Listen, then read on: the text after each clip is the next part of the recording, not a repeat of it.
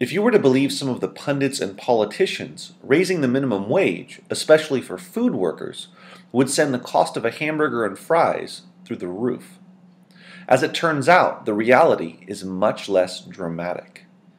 Jack in the Box operates over 2,200 locations across the country, and in a recent earnings call, executives admitted that when the California minimum wage increase kicks in 2016 to $10 per hour, their prices will barely go up.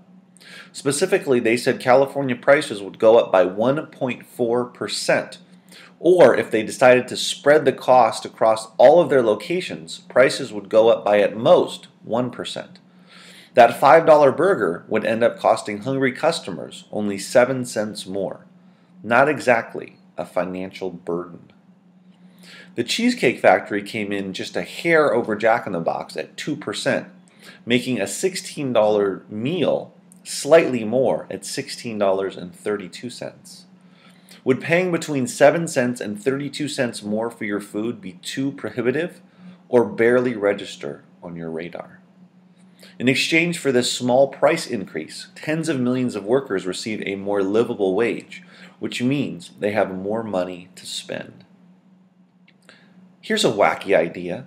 Instead of passing the cost along to the customers, why don't businesses take less profit, be it the top brass or franchise owners? Sometimes less is more, especially for those who give a crap about the very workers that make their businesses churn out the profits. As for the argument that if we pay minimum wage workers more money, employers will stop hiring, that appears to be false too.